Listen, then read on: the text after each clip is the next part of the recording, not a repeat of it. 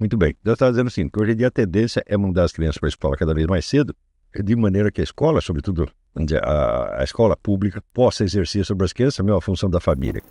Em circunstâncias normais, quer dizer, numa sociedade na qual você tem ideia de como ela funciona, quais são as instituições que existem, quais são os valores e critérios, quais são, digamos, os hábitos consolidados, você normalmente estuda para você obter um lugar dentro de um quadro que você mais ou menos já conhece.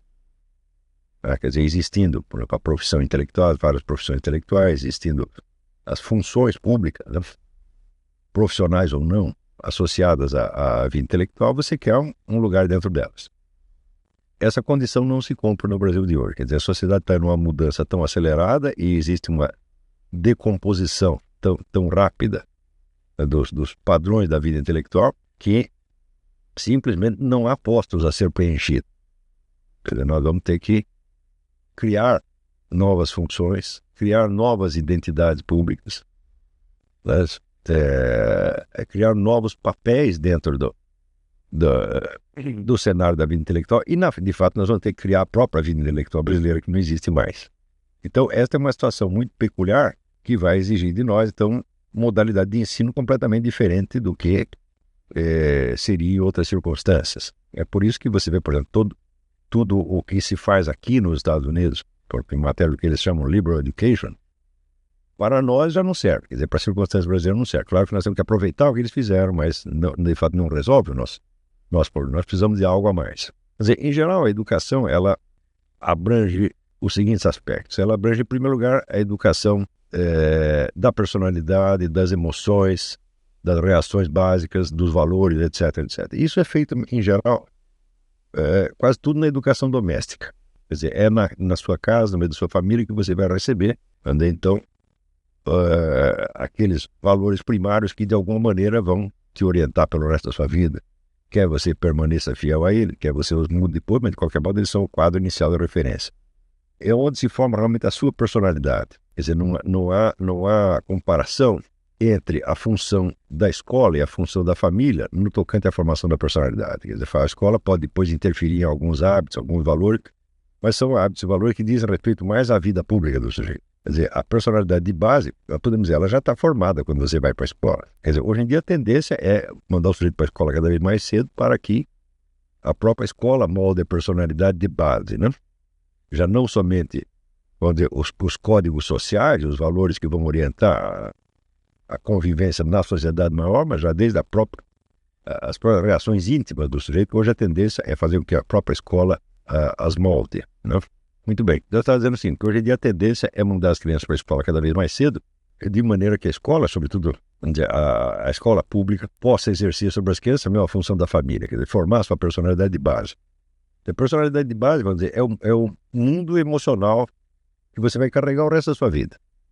Já não somente aqueles valores, hábitos e códigos que servem para a convivência social no plano da sociedade maior, mas até aquelas reações elementares de natureza quase inconsciente que estão profundamente arraigadas em você. Hoje a tendência é fazer com que até isso seja mudado pela escola, mas esse processo não se consumou ainda. Quer dizer, por enquanto ainda é a família a responsável pela formação da personalidade de base. Depois desta educação, quer dizer, que seria vamos chamar isso de educação moral, né, por assim dizer, né, mas é só uma convenção, não é um nome técnico. Em seguida começa, vamos dizer, a formação do cidadão para a convivência social. Isso naturalmente vem na escola. É na escola que pela primeira vez você vai receber regras formais que são válidas para toda uma comunidade. Essas regras são muito diferentes daquelas que você recebe em casa. Em casa você tem a autoridade do pai e da mãe, que lhe dá certas ordens, coloca certas obrigações e coloca certas proibições, mas que só vale naquele contexto imediato. É certo? E que seria bem diferente do que você observaria numa outra casa. Tá certo? Ali você vê, neste plano, você vê a infinidade das diferenças de códigos familiares que podem existir. Eu me lembro, por exemplo, que eu, quando era criança, eu praticamente jamais apanhava. E eu ficava horrorizado de ver como as mães dos meus amiguinhos batiam nele com uma frequência extraordinária, né? E a minha mãe era muito boazinha, além de ser uma mulher muito bonita, e eu às vezes olhava as mães dos meus colegas, elas eram feias e brutais, né, e cruéis, iam bater neles, fazendo ameaças terroríficas. Eu me considerava um sujeito muito afortunado. Eu falei, eu estou no paraíso aqui. Então, tinha esse contraste, né? Outra vez eu me lembro, tinha um amiguinho japonês, a família dele era mais ou menos, né, recém-chegado no Japão, e ele me convidou para ir na casa dele, e estava a família inteira tomando banho no imenso tacho, todo mundo pelado. E ainda me convidaram para tomar banho, eu fiquei terrorizado, sem saber o que fazer, né? Eu achei que aquilo era uma gozação. Depois eu falei, então estão gozando da minha cara aqui, pô, né? E não era, né? Eles costumavam fazer isso realmente, e era um sinal de coisa de polidez, deferência, me convidar para entrar no tacho, eu não aceitei. Eu saí correndo. Então, e ali os pais do japonês eram muito educados, muito boazinhos, nunca gritavam e tal, né? Eu comparava com aquelas mulheres italianas, tinha muito italiano ali no Cambuci, que viu gritando com as crianças e descendo a mão, etc. Então a gente via de casa em casa, você via os costumes os mais diferentes possíveis, tá certo? Agora, quando você ia para a escola, não, você começava a receber códigos que eram válidos para toda uma comunidade de 1.000, 2.000, 3.000, 10.000 pessoas, né? Ali começava a tal da formação para a cidadania, tá certo? Quer dizer, você ser um cidadão, você está submetido às mesmas regras que valem para toda a sociedade. Então você tinha, certo, num colégio grande de 3.000, 4.000 alunos, você tinha uma sociedade em miniatura, no qual o tratamento já não era direto e pessoal, mas, por exemplo, ninguém iria gritar com você, né? Como as mães, às vezes tinham crises histéricas com as crianças, né? Algumas mães choravam, faziam chantagem emocional, né? E se desesperavam quando os filhos não as obedeciam, né? O que era até pior do que bater neles.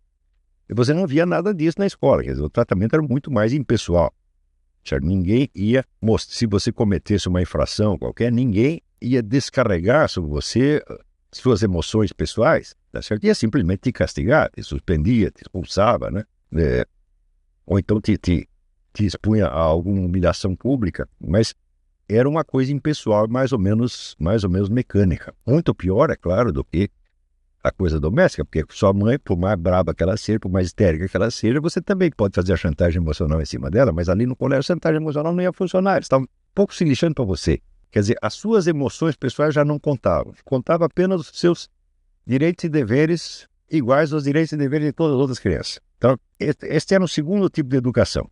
Essa educação não somente ia passar por direitos e deveres, mas ia passar um certo número de códigos que permitiu que você agisse, que você se virasse dentro da sociedade e aprendesse, vamos dizer, a obter dali aquilo que você desejava e que era possível nas circunstâncias, tá certo?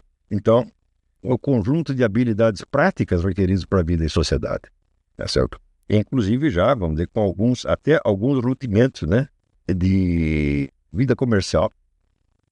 Por exemplo, eu me lembro que a gente podia fazer uma conta no bar da escola, para comer lá um sanduíche, tá, mas você tinha que pagar, né? Você começava a entender que existe isso, você contrai uma dívida, você tem um prazo para pagar, você começava a entender tudo isso. Aos poucos, esta educação social, vamos chamar social, se transfigurava numa educação, vamos dizer, propriamente intelectual. Deu adestramento, vamos dizer, para as ciências, para a linguagem, etc, etc, etc.